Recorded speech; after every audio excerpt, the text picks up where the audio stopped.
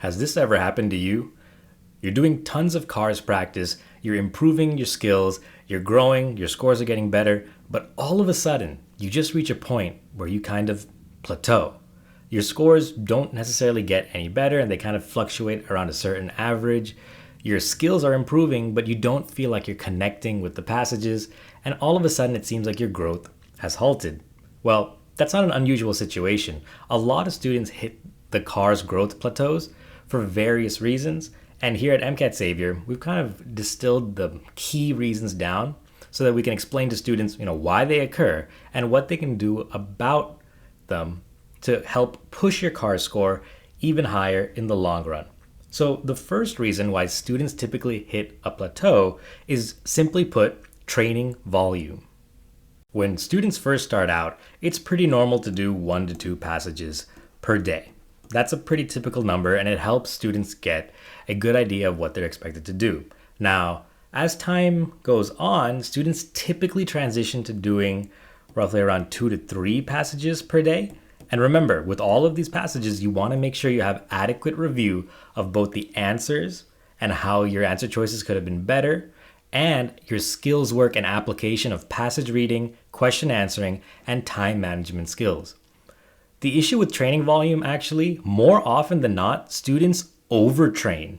So honestly, if you're not in the end phase of your study plan and you're doing 4 to 6 passages per day, this is probably not going to be recommended for the vast majority of students. The issue with overtraining is that when you train or do too much CARS passages, the amount of skills work and review that you're getting from each individual passage diminishes. So the overall experience and growth that you would get is actually sometimes less with high volume passage practice than it is with moderate passage practice. Of course, if you've been in CARS for a while, you probably don't want to go down below 2 passages per day just because you won't be accumulating enough experience to actually grow at a good rate. But you also don't want to go too far to the end of the spectrum and start increasing passages because, as we've covered in other lessons, increasing CARS volume doesn't directly lead to CARS growth. You want to work on those skills in order to make your overall test-taking situation much more effective. Volume is a tricky question to answer because it'll change depending on where a student is on their CARS journey and to what degree their relative skills are in each different area regarding passage reading, question answering, and timing skills. But just know that if you feel like there's an issue with your volume, adjust the numbers up or down a little bit and see what's comfortable for you. The second factor that typically leads to a student's growth plateauing is a little bit more complex to explain, but basically we consider the time the student has been CARS competent. So what does CARS competent mean? Basically, when you start doing CARS, there's a lot that comes at you at one time. Most courses don't actually stance out the practice and let you build up your skills piece by piece like the MCAT Savior CARS course.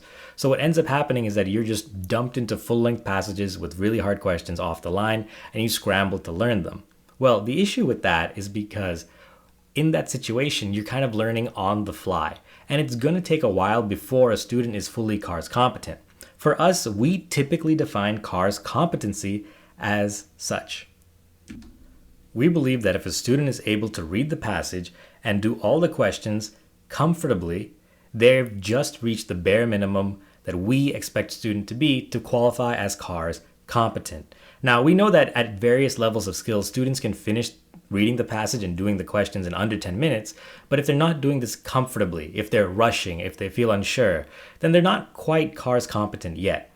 Students typically reach CARS competency anywhere from 1 to 2 months after starting consistent, persistent CARS practice, so it's not something you have to worry about. But what we expect is that if a student has just now reached CARS competency, we expect their score to plateau for a little bit as they gain the skills and experience from being comfortable with CARS. Because up until this point, they weren't comfortable. They were still just learning all the ropes and rules, and they weren't really doing passages to their full capability.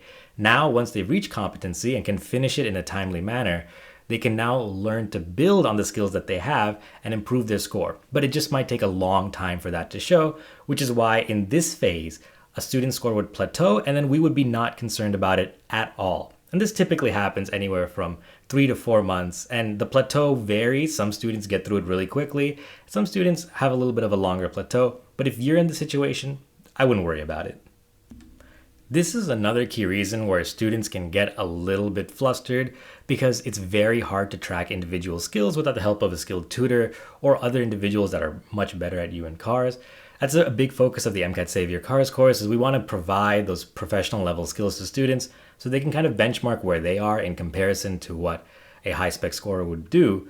But one of the biggest reasons for a plateau in cars is typically an individual skill weakness, and it can be in one or more of the following areas. It could be a passage reading issue, it could be a question answering issue, or a timing skill issue. And one thing that you will notice as you go higher up the car score ranks and get better and better and better at the car section is that the skills work becomes increasingly important to improving your score, and you can have very small deficiencies and very small skills that become super important at higher levels of test taking. For example, in a question answering matrix, not knowing how to differentiate between explicit and implicit bias won't affect anyone who's scoring around like a 125 to like a 127 for the most part. But for individuals that are trying to push past a 127 to get to higher scores, getting those last few hard level questions correct in every section matter a lot more at that point. And now the explicit versus implicit bias skill, where it wasn't super important maybe a month ago or 2 months ago when you were studying, now becomes very, very important. So if you're stuck in a plateau and feel like you have really good cars competency, you have great training volume, the next thing you need to look at is your individual passage question and timing skills. And you can find a lot of this material for free in many of our free courses. So feel free to go onto our website and get all of that. And we hope it helps, because tracking down a plateau issue in cars can be super frustrating for students, but there's definitely ways that you can do it and use this knowledge that you've gained to improve your score. Alright, that was a complicated lesson. If you still need help, check out our full-length blog post that we linked in the video description, explore more of our YouTube channel, or just head on over to MCATsavior.com where you can get all of our strategy courses for free.